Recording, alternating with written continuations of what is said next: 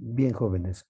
Continuando con las teóricas de farmacología, en esta ocasión vamos a ver dolor. Bien, el dolor ha sido definido como una sensación y una experiencia emocional desagradable causada por una lesión tisular presente o potencial o descrita por el paciente en términos de lesión tisular, aún en ausencia de esta. Quiere decir que no siempre exista una lesión, el dolor puede generarse de alguna manera. El dolor entonces al final es una sensación desagradable en el cual percibe el sujeto o el paciente. Sin embargo, ustedes saben bien que hay, ¿no es cierto?, gente que siente placer ante el dolor.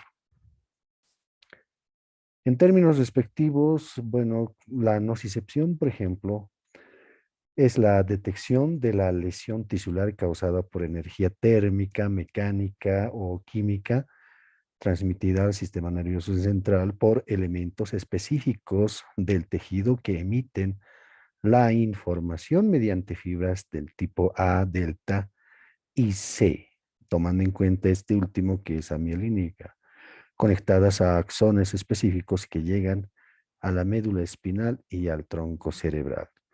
Entonces, en términos más simples, nocicepción se refiere a que se necesita un estímulo que puede ser térmica, hablamos de frío o calor, y mecánica, la presión, por ejemplo, el pellizco, ¿sí? El pinchazo con una aguja, la vibración que pueda causar dolor. O química, ¿no es cierto? El ácido o algunas sustancias que pueden hacer que se genere dolor, ¿sí? Que va a ser transmitida al final al sistema nervioso central. A eso decimos nocicepción, es decir, los elementos específicos del tejido que van a emitir la información mediante estas fibras del tipo A delta que tienen una escasa mielina y las del tipo C que no tienen mielina y van a ser transmitidas hacia las áreas específicas en el cerebro. Pero puede existir dolor sin nocicepción, es decir, la percepción del estímulo nocivo cuando la información nociceptiva llega al sistema nervioso central. Sabemos eso que ocurre en la mayoría de los casos, pero también puede aparecer cuando una lesión en el sistema nervioso central produce una alteración en la transmisión aferente o en el procesamiento central, es decir, dolor sin nocicepción.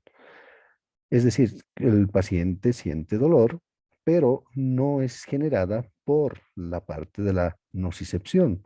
Estamos hablando de los estímulos. Más que todo es un procesamiento central prácticamente, ¿sí?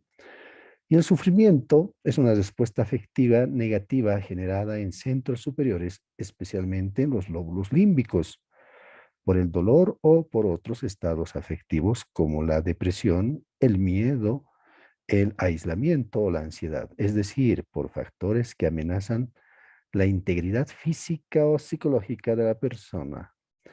Pero hay que rescatar algo importante acá, ¿sí?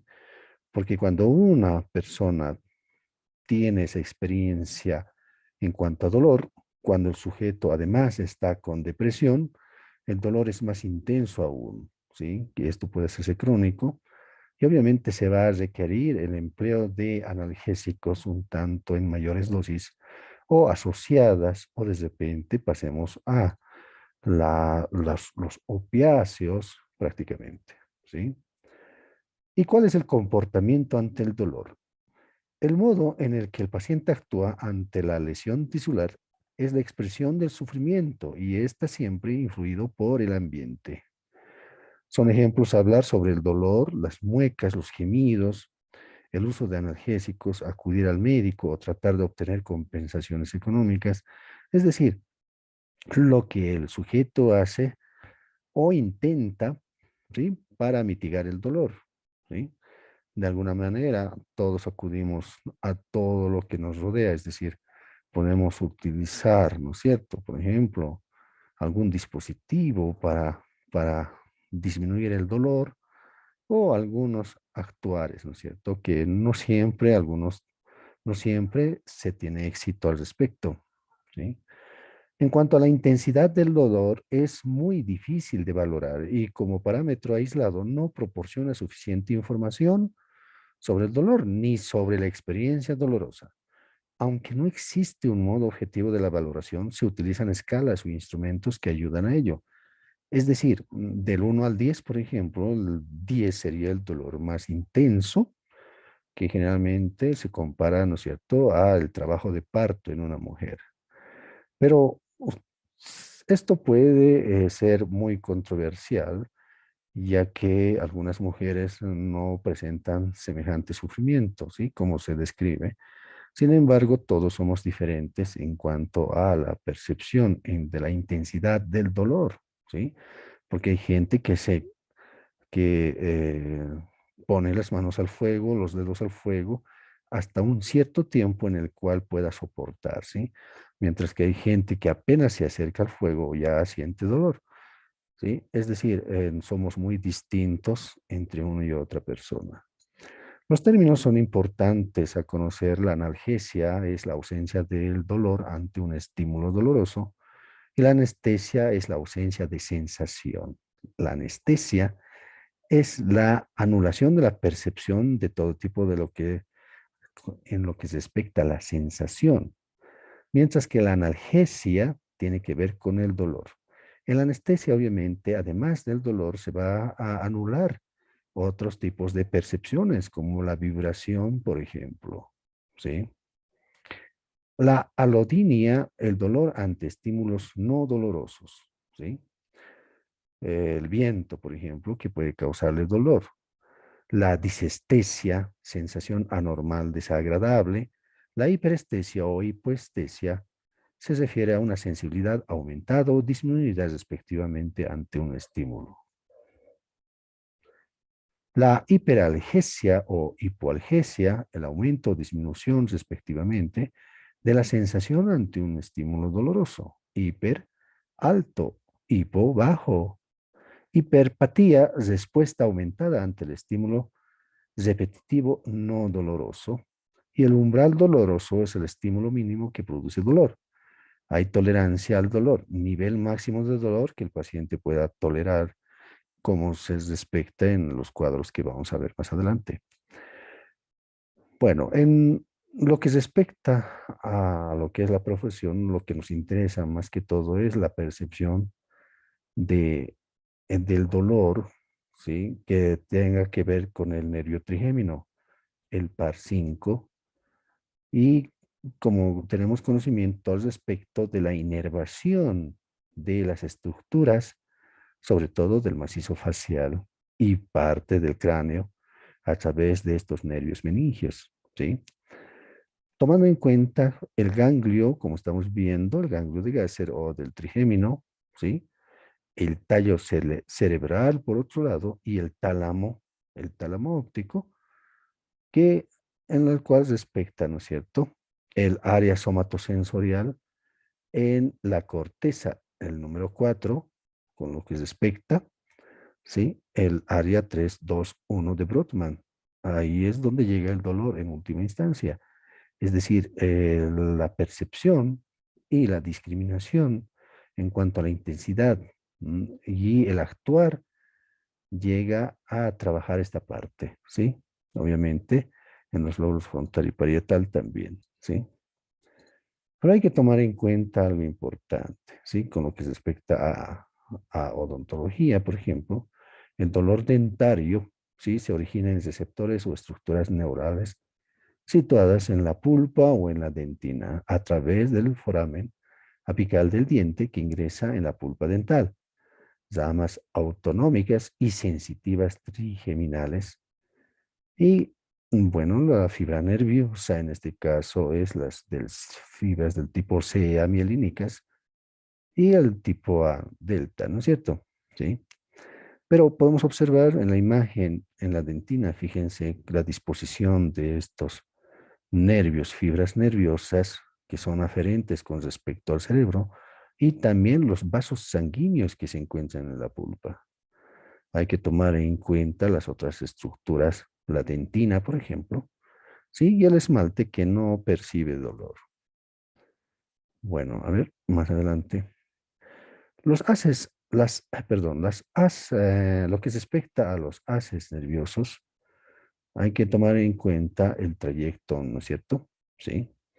Hay que considerar prácticamente el curso de los vasos sanguíneos, es decir, los nervios siguen a los vasos sanguíneos y en la porción de la coronal los nervios se dividen en fibras que irradian hacia la dentina y forma el plexo nervioso de Rajkov.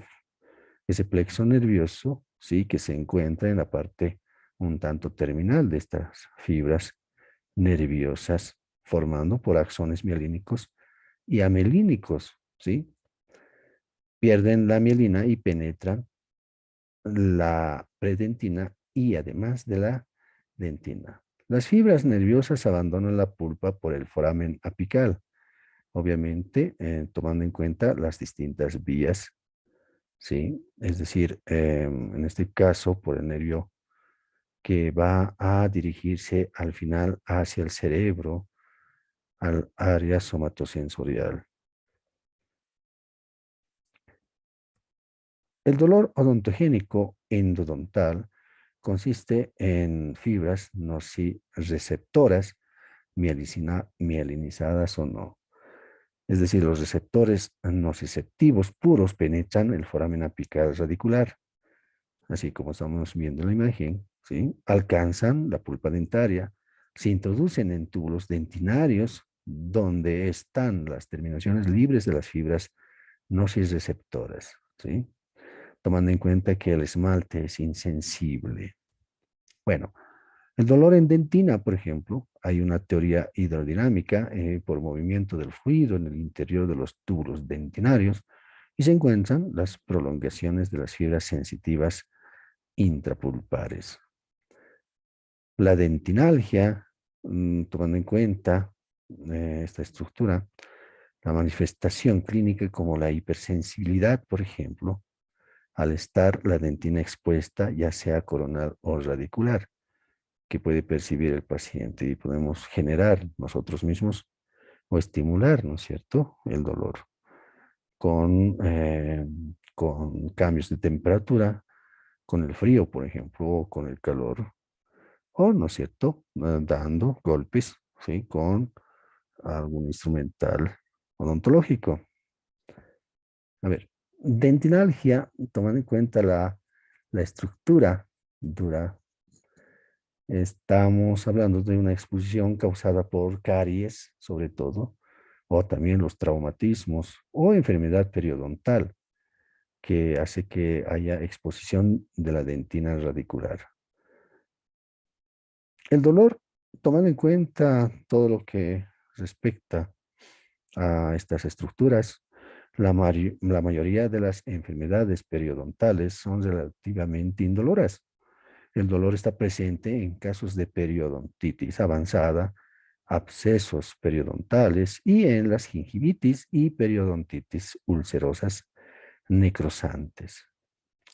Muy dolorosa por la exposición del tejido conectivo debido a la erosión del epitelio. Hay que evaluar la inflamación, ¿no es cierto?, considerando los signos que se puedan presentar, ¿sí? El enrojecimiento gingival, por ejemplo, el aumento de volumen, aumento de la temperatura gingival, desde luego el dolor, que va a generar impotencia funcional, supuración y sangramiento al sondaje y exudado o gingival que puede existir o no. Tomando en cuenta la impotencia funcional en la inflamación, se desarrolla como consecuencia de la periodontitis. Su presencia, sin embargo, es usualmente un signo de enfermedad muy avanzada y, por tanto, de poco valor diagnóstico de las etapas iniciales de la periodontitis, ¿sí? Bueno, a ver, aquí estamos con un cuadrito que nos muestra, ¿no es cierto?, el umbral doloroso, tomando en cuenta que esta línea roja, ¿sí?, trazada horizontalmente, si no rebasa hacia la parte superior, no se va a percibir dolor, ¿sí? Sin embargo, si atraviesa, es decir, pasa hacia la parte alta, la parte superior, se va a originar la sensación dolorosa, desde luego, ¿sí? Estamos hablando de la intensidad del estímulo y el umbral doloroso, ¿sí? Tomando en cuenta además que un estímulo puede generar la manifestación de algunas moléculas, ¿sí? Que prácticamente están relacionadas con el dolor. Estas moléculas o estructuras químicas, ¿sí? O también llamado los mediadores químicos del dolor, que ya son conocidos por fisiología.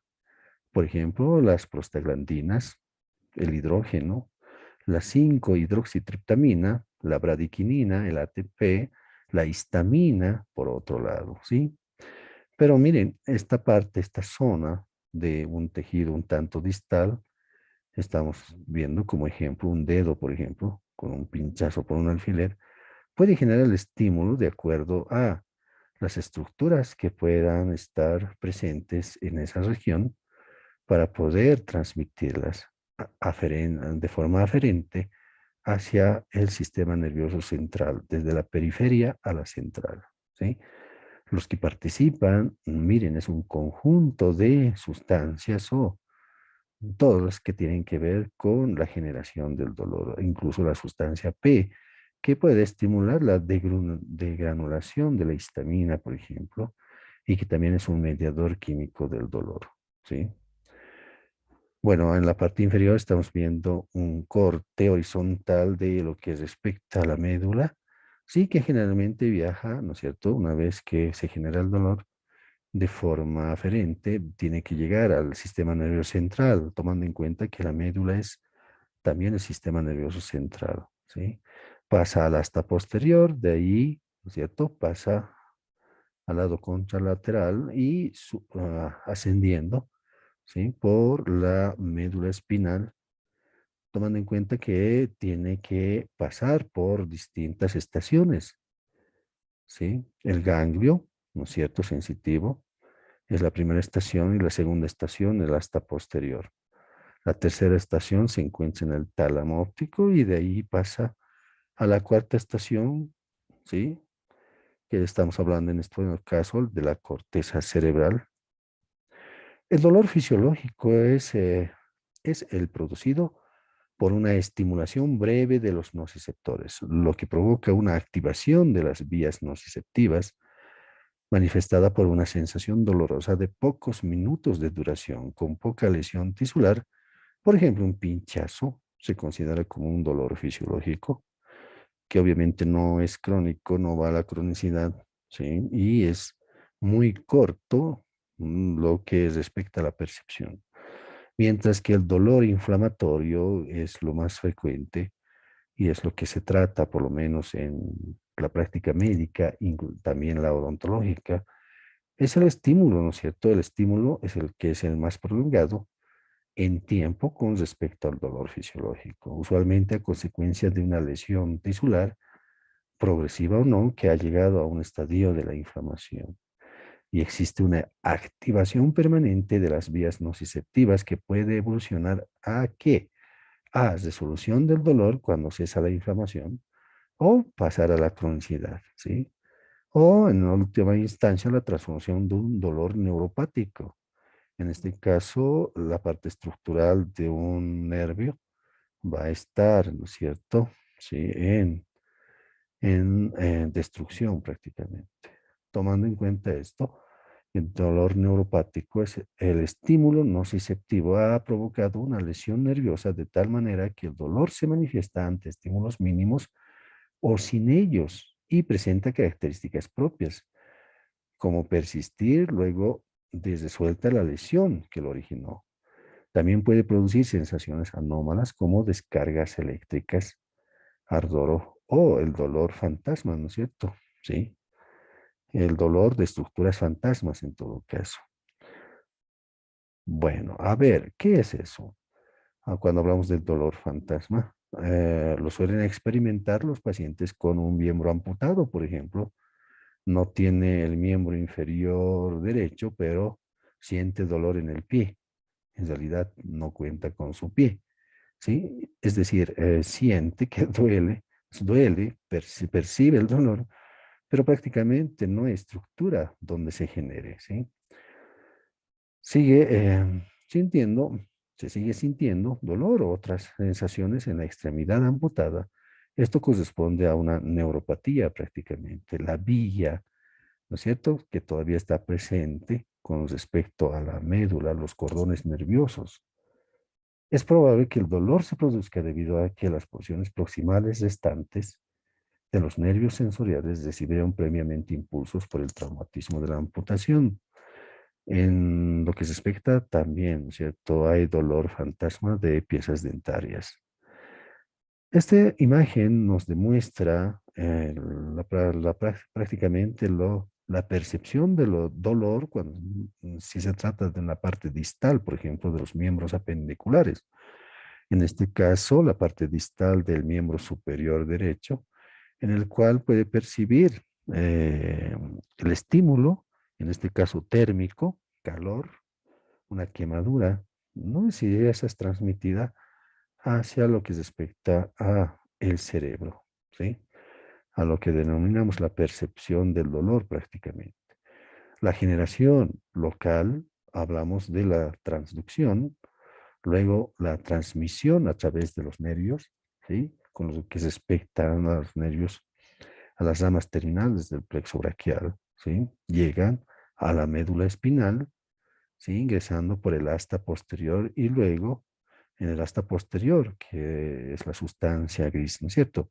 Luego pasa a la parte contralateral y pasa a la sustancia blanca, o en este caso mielinizada, y viaja, ¿no es cierto? ¿Sí? Hacia el tálamo óptico.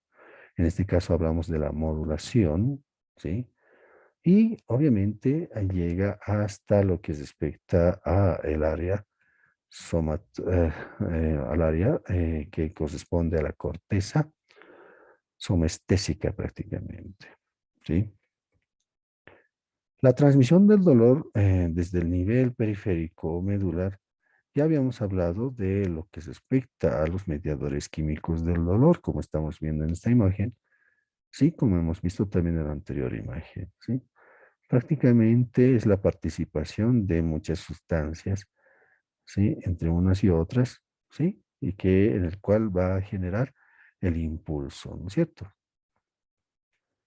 Bueno, en todo caso, si bien el dolor hay que mitigarla, es decir, hay que erradicar, hay que disminuirla, ¿sí?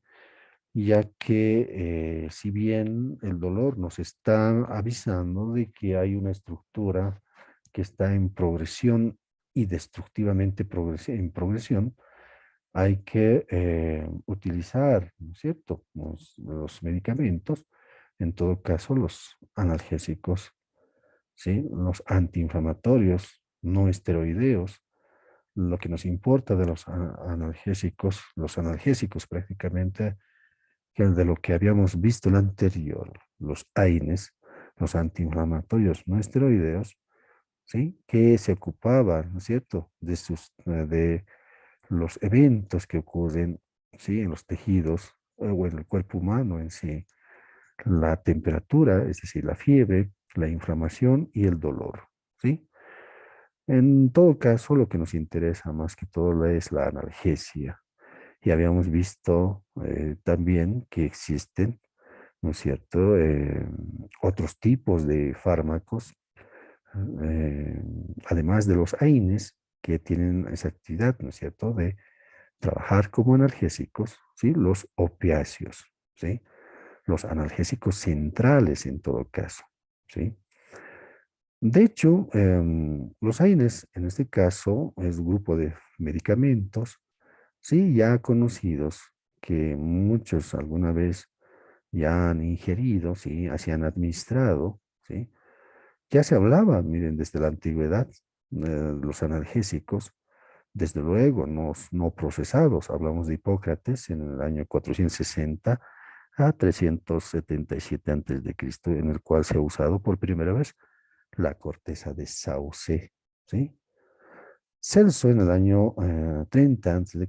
describió los signos de la inflamación que conocemos, ¿no es cierto? Dolor, rubor, calor, tumor y también la impotencia funcional, ¿sí? Utilizó corteza de sauce para mitigar la inflamación.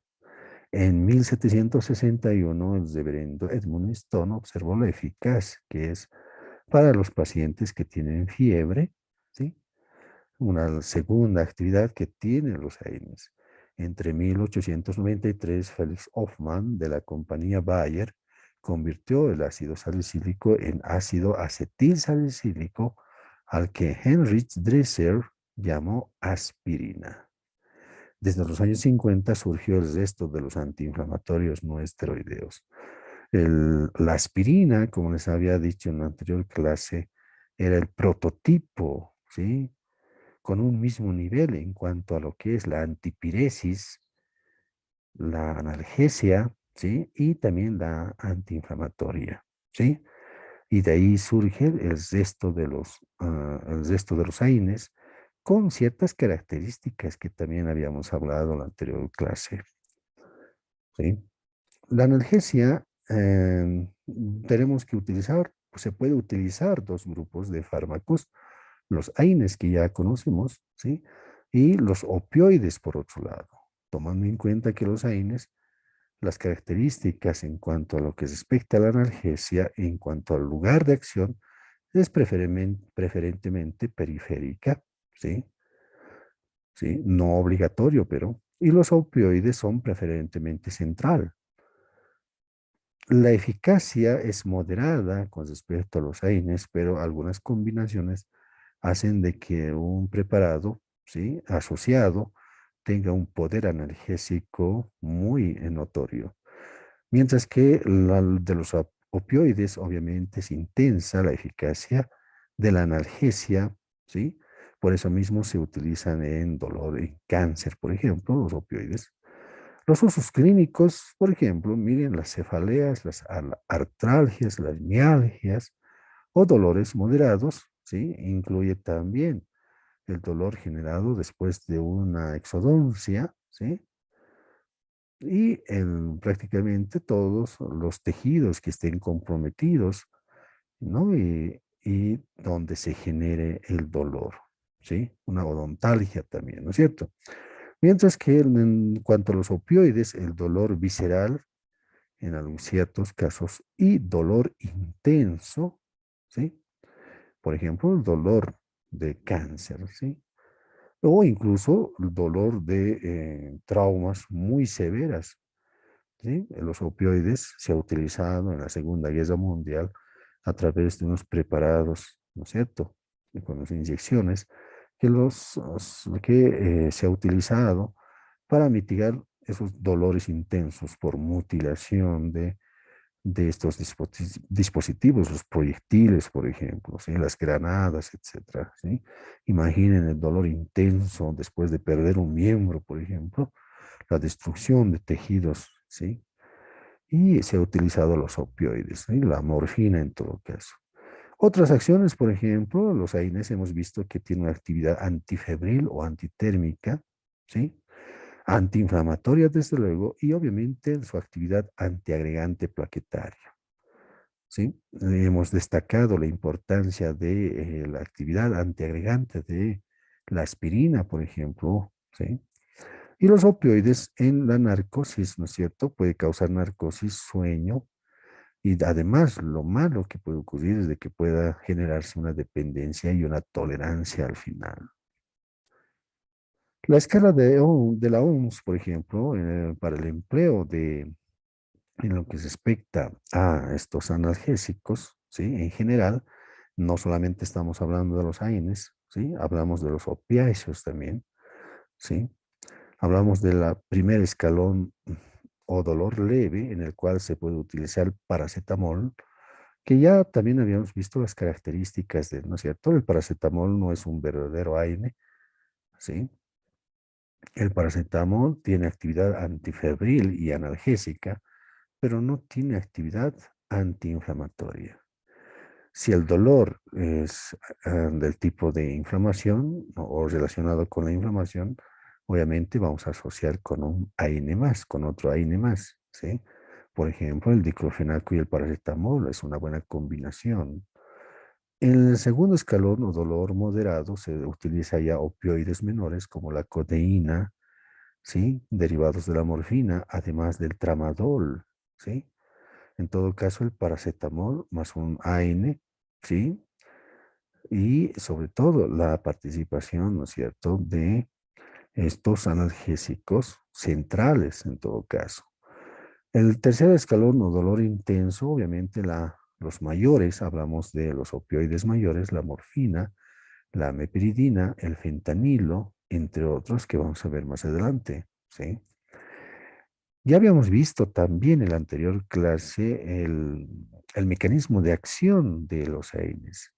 Prácticamente estas inhiben la ciclooxigenasa en esta cascada de lo que respecta a la inflamación y la generación de estas moléculas, de estas sustancias que obviamente van a generar la inflamación, ¿no es cierto? En todo caso, los AINES inhiben a estas enzimas, la ciclooxigenasa 1 y la ciclooxigenasa 2, ¿sí? Pero lo que nos interesa más que todo es inhibir a la COX-2 o ciclooxigenasa 2, ¿sí? Que está en relación con la inflamación directamente, mientras que la COX-1 tiene que ver con la parte trófica, ¿sí? Y obviamente cuando existe una lesión, se genera o empieza desde lo que es la membrana celular, hablamos de los fosfolípidos de la membrana, y a través de una enzima llamada la fosfolipasa A2, hace de que esta estructura pase a ser el ácido araquidónico, ¿sí? Y que gracias a la ciclooxigenasa 1 y la ciclooxigenasa 2, estas van a generar, ¿no es cierto?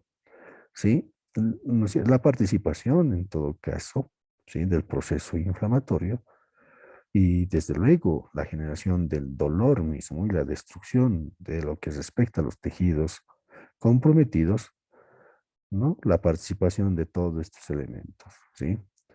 En todo caso, sí, lo que más nos interesaría es inhibir a la COX-2. Pues, pero hemos entendido y sabemos también que los AINES inhiben a ambos, ¿sí? Tomando en cuenta que si bien a la COX-1 también la inhibe, eran las responsables prácticamente de generar más prostaglandinas, ¿no? Es decir, la protección que puede ocurrir en la mucosa gástrica, la integridad, la mantención de la integridad de la mucosa gástrica.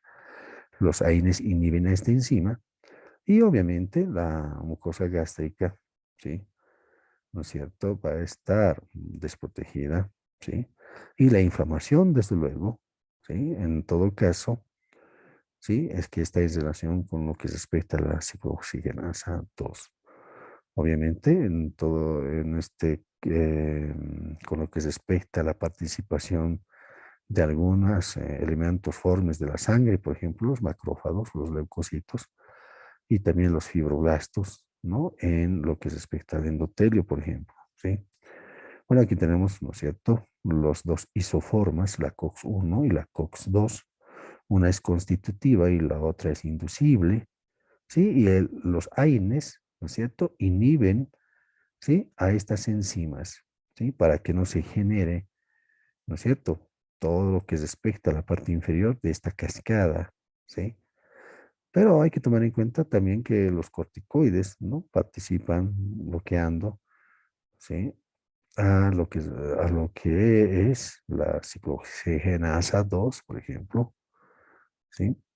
Bueno, a ver, si bien en resumen lo que respecta al mecanismo de acción de los AINES, ¿sí? Es la inhibición de la ciclooxigenasa.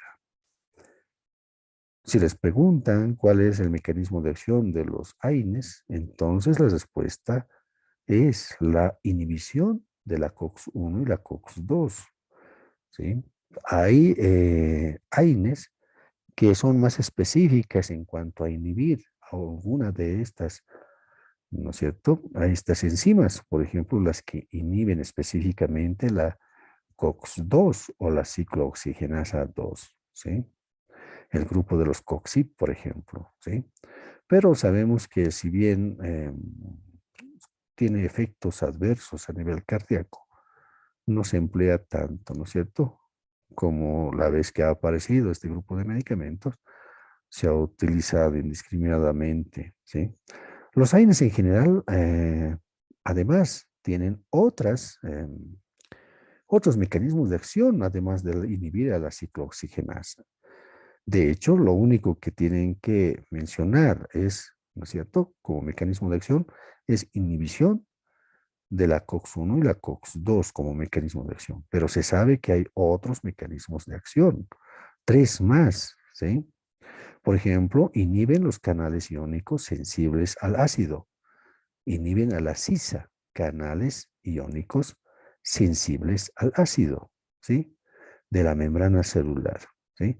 Tomando en cuenta que el hidrógeno, ¿sí? Componente estructural química del ácido, genera, es un mediador químico del dolor, ¿sí?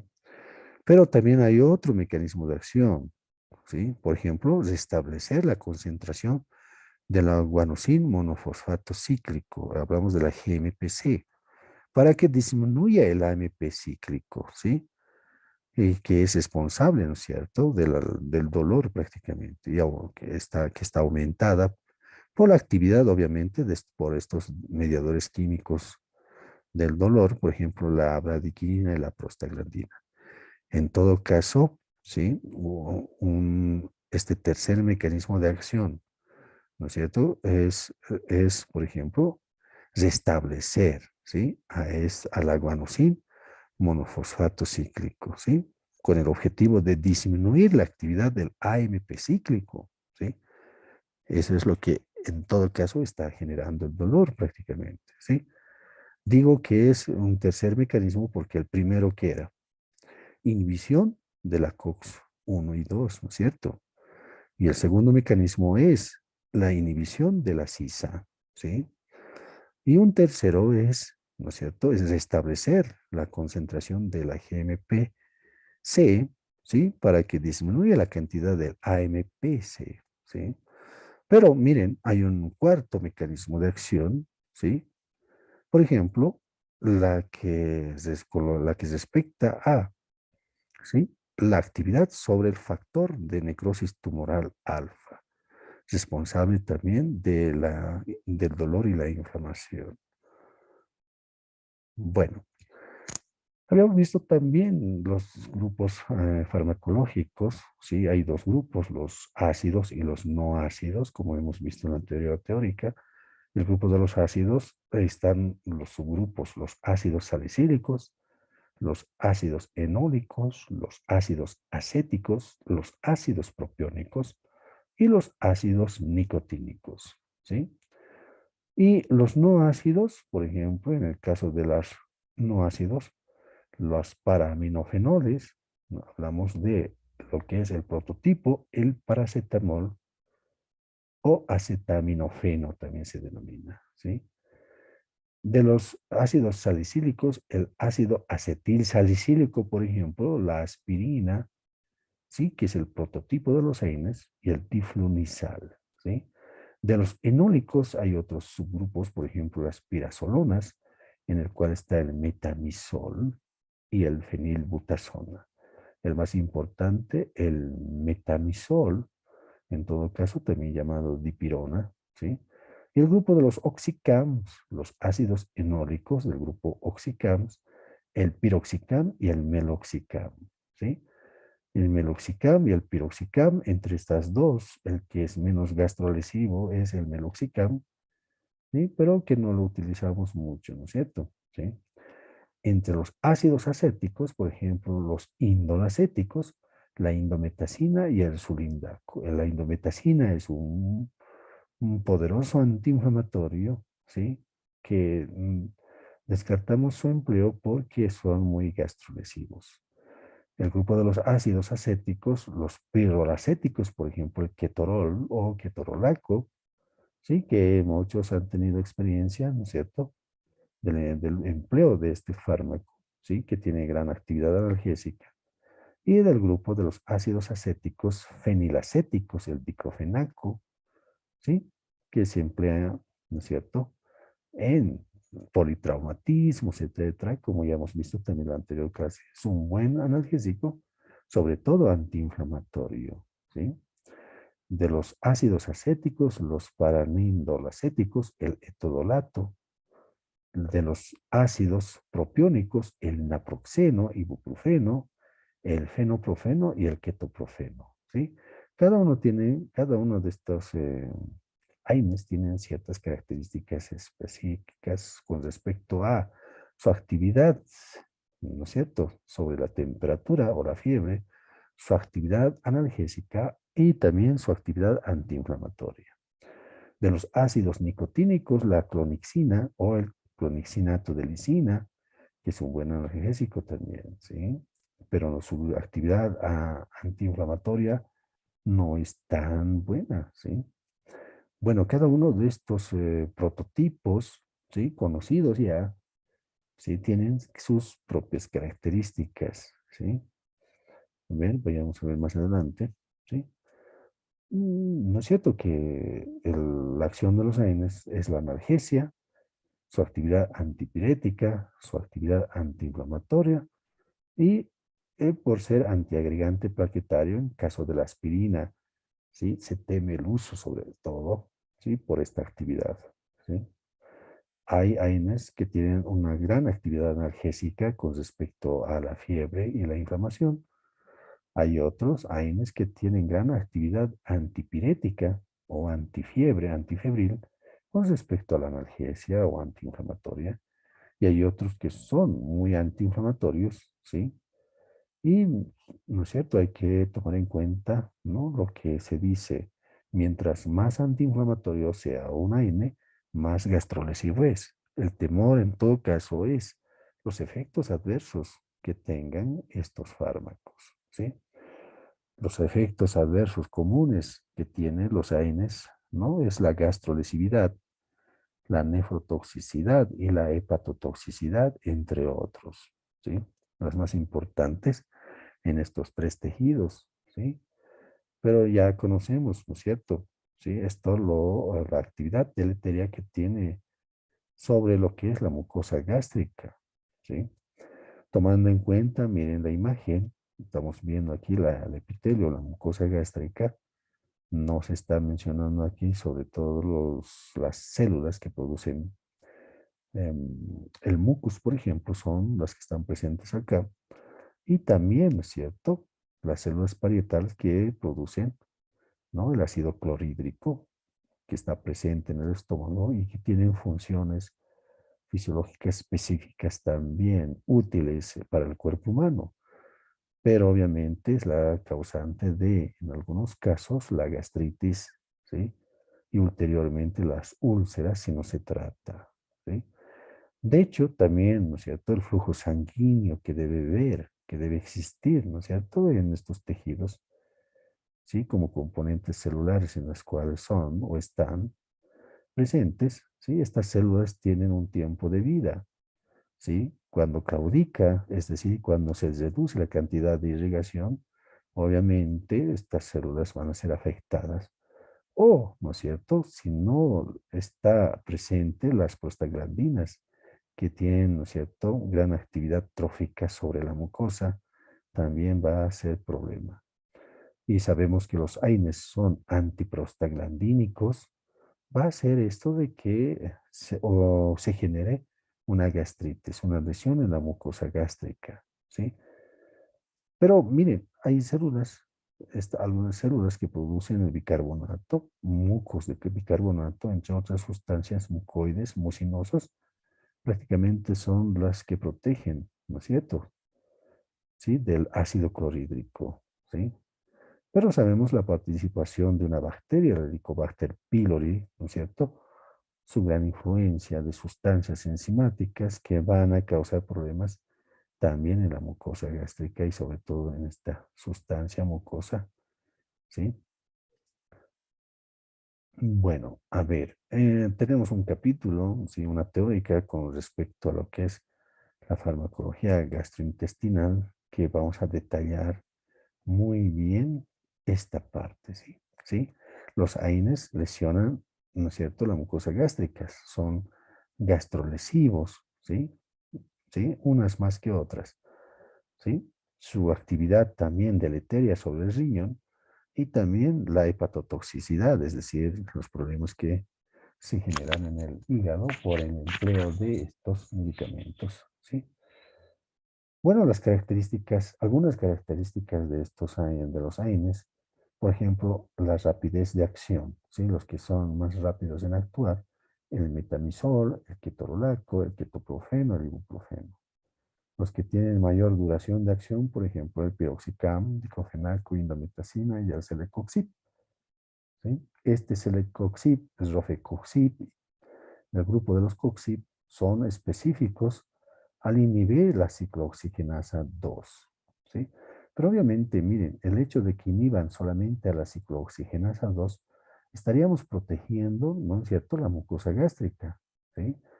Pero por desgracia, ¿no es cierto?, en poco tiempo después de que se conozca la gran actividad que tiene este medicamento, ¿sí?, cuidando obviamente la mucosa gástrica, se ha conocido la cardiotoxicidad que tienen estos medicamentos, ¿sí? Los que tienen mayor poder antiinflamatorio, la indometacina, le sigue el diclofenaco, el aciclofenaco, el naproxeno, el piroxicam, el ketoprofeno, entre otras, ¿sí? La indometacina está en primer lugar, ¿sí? La indometacina tiene un gran poder antiinflamatorio, pero también es muy gastrolesivo, ¿sí? Y le sigue el diclofenaco, ¿sí? Los que tienen mayor poder analgesia, por ejemplo, el metamizol, ¿sí? Pero obviamente sabemos que el metamizol o la dipirona, ¿sí?, hacen de que sea, ¿sí?, o tenga gran actividad antipirética, que se utiliza frecuentemente en pacientes pediátricos cuando no consiguen una terapéutica eficaz con el paracetamol, por ejemplo, ¿sí? El ketoprofeno, el ketorol y el paracetamol son los que tienen un tanto mayor actividad analgésica, ¿sí? Y el que es menos gastrolesivo, obviamente, es el paracetamol, porque no es un AINE prácticamente verdadero, ¿sí? No tiene actividad antiinflamatoria, ¿sí? Pero sí tiene gran actividad sobre la fiebre y el dolor, ¿sí? Luego viene el meloxicam, del grupo de los oxicam, ¿sí? Y este medicamento, ¿sí?, no causa dolor, es decir, no causa lesión en la mucosa gástrica, ¿sí? El grupo de los coxib, el celecoxib, el rofecoxib, entre otros, ¿sí?, que no causan problemas en la mucosa gástrica, ¿sí? Pero ya conocemos su efecto sobre el corazón, ¿sí? El metamizol o la dipirona, que también es un buen antifebril, ¿sí? Es un tanto mucho más, tiene mayor actividad antifiebre que el paracetamol, ¿sí? Obviamente el ibuprofeno también está en este grupo. A ver, las dosis y las vías, ¿sí?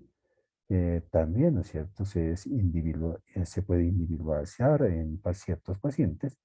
El paracetamol, las dosis habitual son de 500 o 650 miligramos cada 4 horas o cada 8 horas, ¿sí? También cada 6 horas, dependiendo, que no tienen que tener una duración de por lo menos 3 días seguidos tomando paracetamol, ¿sí? Porque el paracetamol, si no tiene actividad sobre la mucosa gástrica, es decir, no causa problemas en la mucosa gástrica, ¿sí? Va a causar problemas en el riñón y en el hígado también. No son gastrolesivos, pero son hepatotóxicos, también son nefrotóxicos en el riñón, ¿sí? Hay para vía oral, intravenosa, intramuscular, para vía parenteral, desde luego, ¿sí? Incluso hay en supositorio, ¿sí? Sus efectos adversos, daño hepático y renal, ¿sí? Bueno, no altera, ¿no es cierto? ¿Sí? La parte gastrointestinal, porque no tiene efecto antiinflamatorio, no tiene actividad antiinflamatoria.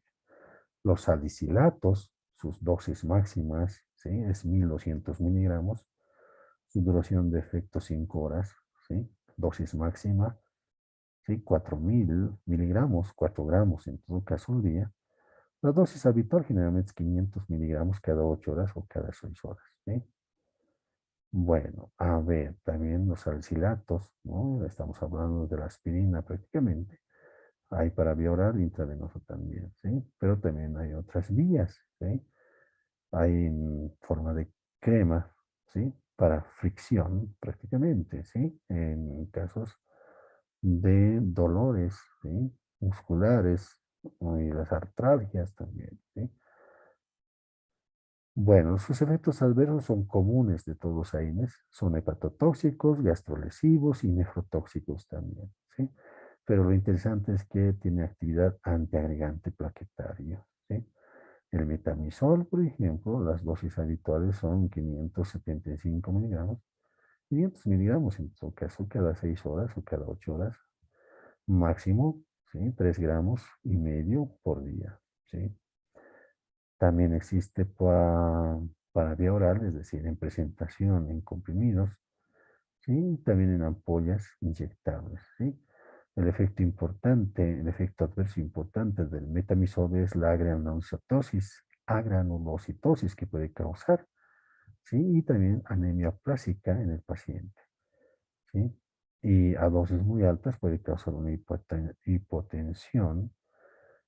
Es, es poco gastroerosivo, pero sí también tiene actividad espasmolítico, por eso es que se puede utilizar en cólicos nefríticos, ¿sí? Y también en colecistopatía, ¿sí? Para el problema de vesícula biliar, por ejemplo, ¿sí? Se puede utilizar el metamisol y vienen combinados con otros, ¿sí? Medicamentos que están en relación con el músculo liso, por ejemplo, ¿sí? El ibuprofeno, que viene de 400, 600, 800, 1000, 1200 miligramos cada 4, cada 6, cada 8 horas, ¿sí? Dosis máxima, 2400 miligramos, ¿sí? Y el naproxeno, ¿sí? Que también es un buen medicamento, tiene una gran actividad analgésica y antiinflamatoria, y no precisamente antitérmica, ¿sí? Antipirética, ¿sí? Se administra por vía oral, sus efectos adversos son comunes, ¿sí? Es decir, causan hepatotoxicidad, son gastrolesivos y nefrotóxicos, ¿sí? Tiene un efecto antiagregante menor, ¿sí? ¿Sí? Causan problemas gastrointestinales, desde luego, muy útiles en enfermedades reumáticas. Prácticamente ambos se pueden utilizar ¿no es cierto?, antes de usar corticoides en, en la artritis, por ejemplo, ¿sí? El diclofenaco, considerado como un medicamento de los deportistas, ¿sí? Que viene en 75 miligramos para vía parenteral y 50 miligramos, también hay de, 105, de 100 miligramos en comprimidos, ¿sí? Bien, el diclofenaco puede venir en varias formas medicamentosas o presentaciones, desde cremas o geles, ¿sí? En inyectable, desde luego, en comprimido también, ¿sí? Incluso hay en colirio en gotitas. Los efectos adversos son comunes para, ¿no es cierto? O sea, es decir, causan, ¿no es cierto?, problemas en el hígado, estómago y riñones, ¿sí? Puede elevar, ¿no es cierto?, transitoriamente las transaminasas, ¿sí? Es útil en cólicos nefríticos también, ¿sí? El ketorol o el ketorolaco, ¿sí? De 10 miligramos cada 6 horas, máximo 50 miligramos día. Sin embargo, se ha utilizado 60 miligramos, ¿no? Prácticamente algunas eh, reglas, como estamos viendo acá, no precisamente son, ¿no es cierto?, lo que en la práctica podemos ver, ¿sí? El ketorol viene en presentación para vía oral, ¿sí? Pero también para vías parenterales, para inyectables, ¿sí?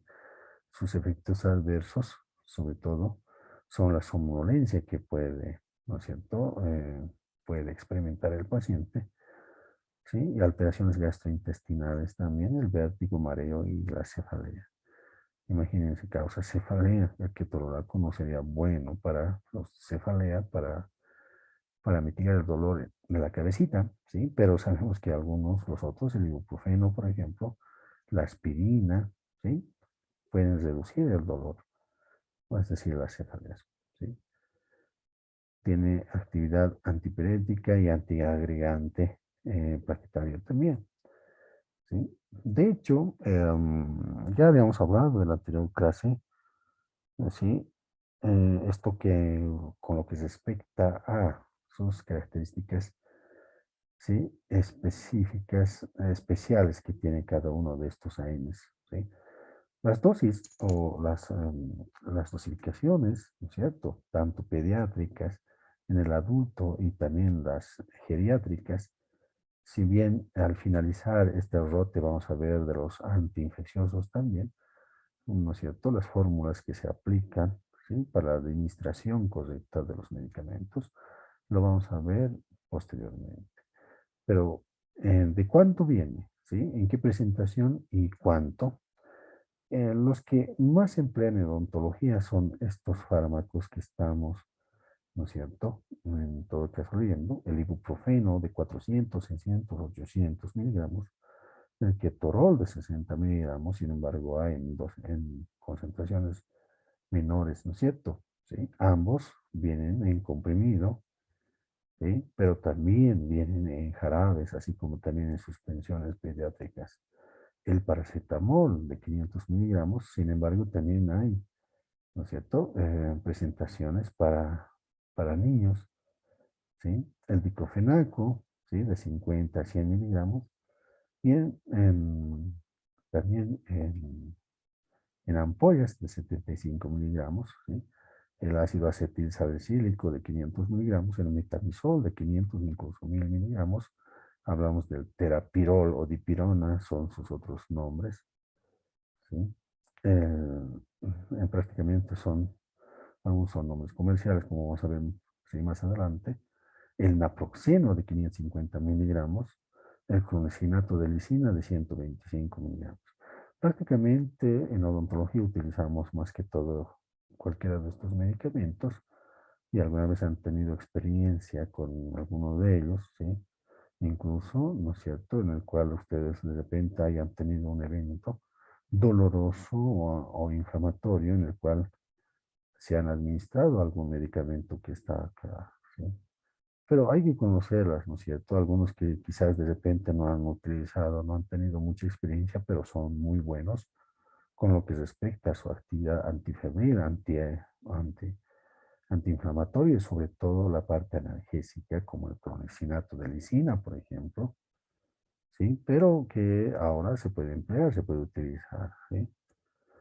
De hecho, hay combinaciones que pueden hacer que sea más poderoso su actividad analgésica, porque estamos viendo la parte del dolor en todo caso.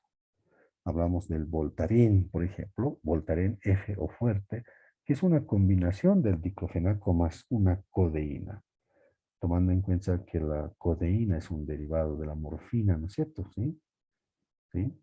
Que vienen de 50 miligramos y 50 miligramos también la codeína, ¿sí? Que tiene gran actividad analgésica, ¿sí? Contra el dolor. Prácticamente se emplea, ¿no es cierto? En comprimidos, en cápsulas, así también como en ampollas para vía parenteral, ¿sí? El Clofenac Gesic, que también tiene diclofenaco más codeína, una buena combinación, ¿no es cierto?, para disminuir el dolor, ¿sí? El Dertus F, prácticamente, ¿no es cierto?, es el mismo diclofenaco, ¿sí?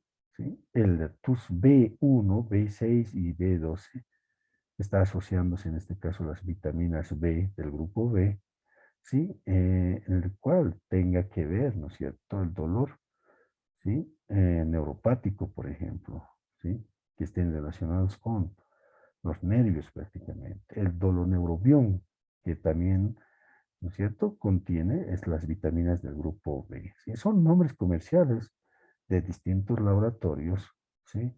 en el cual se sugiere que se empleen los nombres, hablamos de la denominación común internacional, los nombres genéricos, sí, pero de alguna manera algunas veces se va a tener que emplear los nombres comerciales, sí, como en este caso, ¿no? Las asociaciones que hay entre un compuesto y otro, que hacen de que sea un poderoso analgésico prácticamente, ¿sí?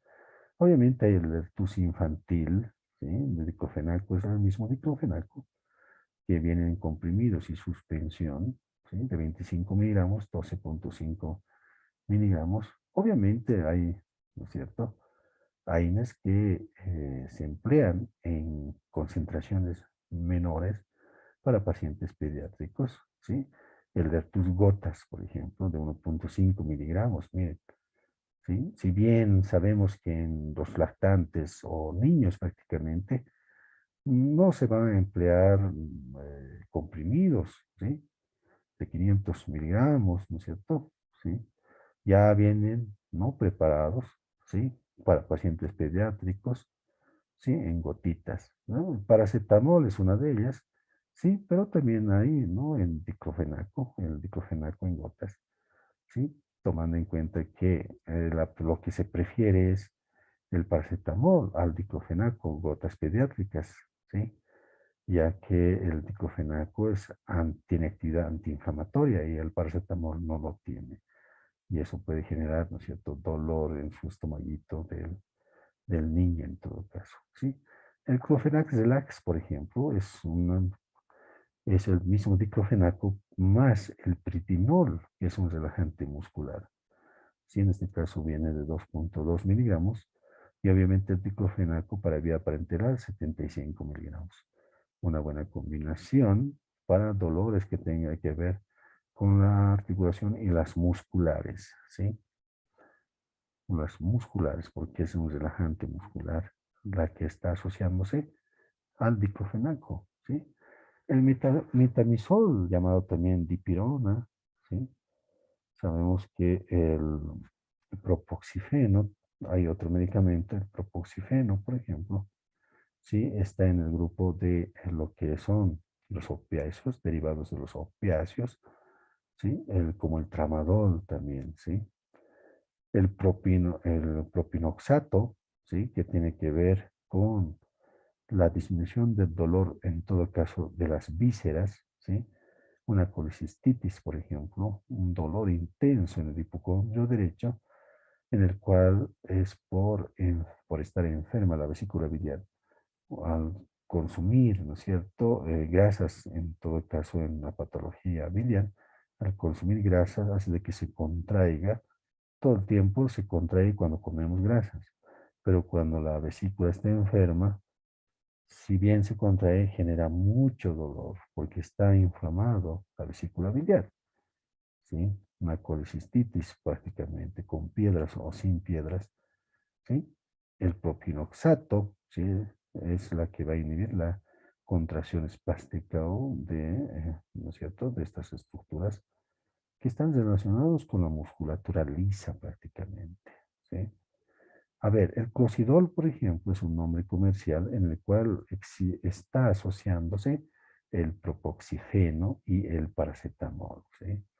La actividad analgésica del paracetamol es importante y sobre todo cuando se asocia con otros compuestos, ¿sí? Anteriormente hemos visto el paracetamol puede estar asociado con el diclofenaco y eso hace de que tenga un alto poder analgésico, ¿sí? En este caso se está incluyendo el propoxifeno, ¿sí? Que es un derivado de los opiáceos, ¿sí? En el grupo de la morfina, el tramadol, ¿sí? Hace de que sea un buen analgésico, un poderoso analgésico el clocidol, sobre todo para vía parenteral, ¿sí? Hay otro, ¿no es cierto? Hay otro clocidol, ¿sí? Tomando en cuenta, miren, ¿sí? O excluyendo al paracetamol, en vez del paracetamol está el terapirol, y el terapirol es prácticamente el mismo metamizol o la dipirona, ¿sí? Que en este caso se está asociando con un derivado de la morfina, el propoxifeno. Eso hace de que tenga gran actividad analgésica, ¿sí?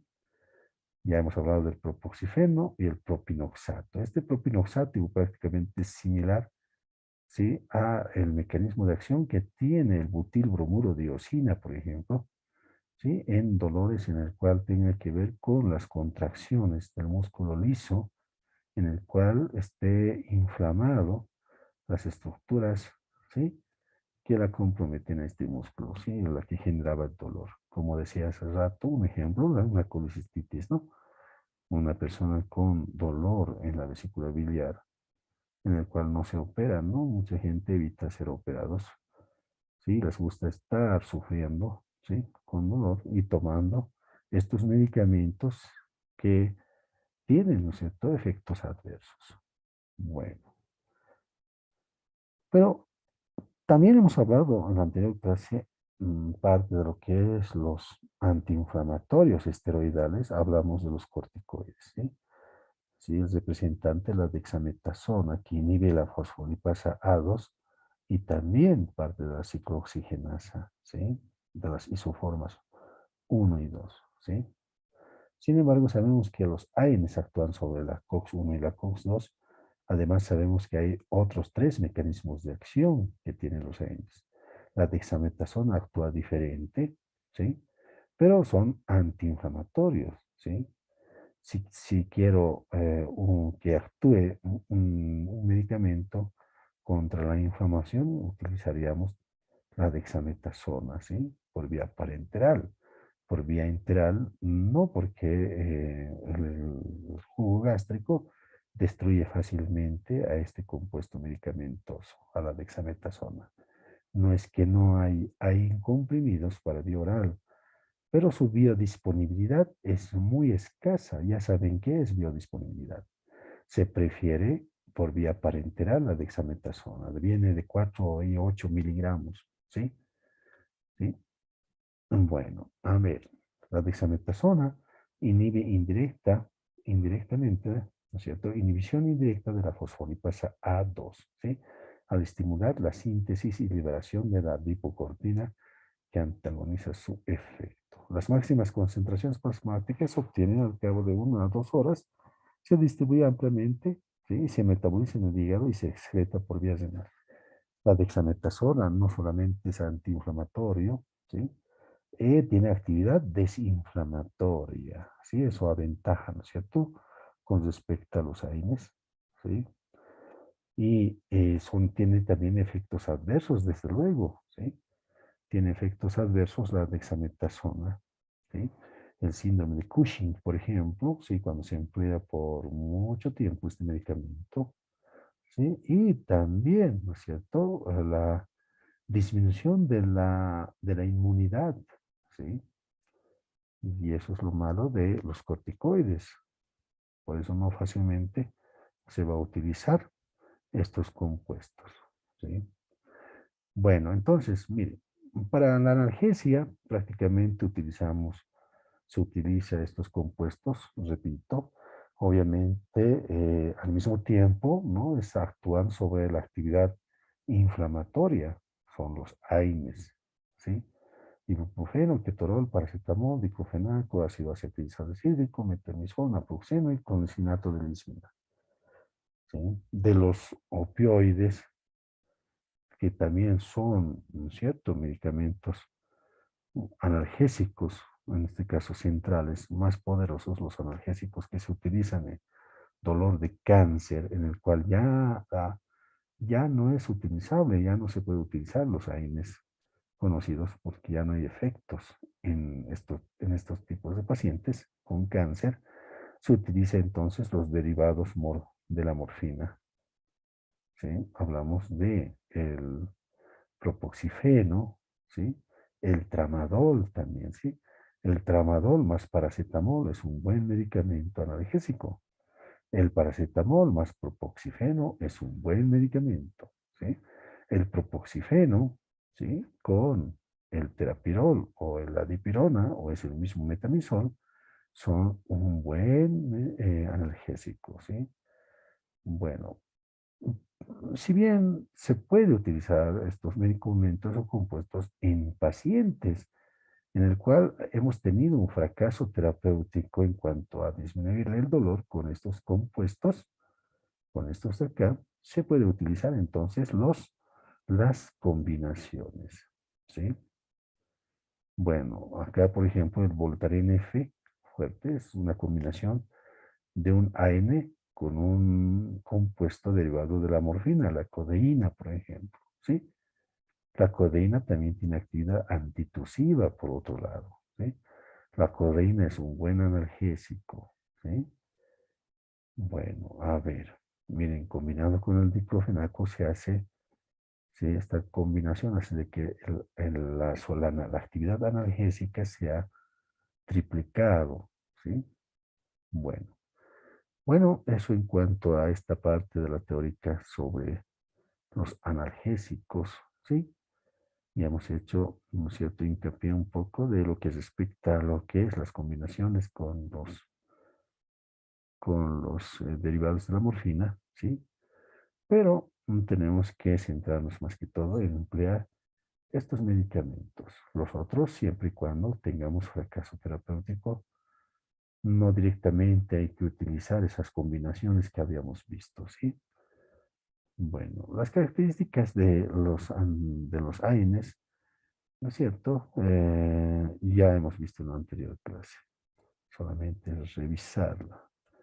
Bueno, agradecerles jóvenes. Sí, nos vemos la próxima teórica con lo que respecta a los antiinfecciosos. ¿Sí?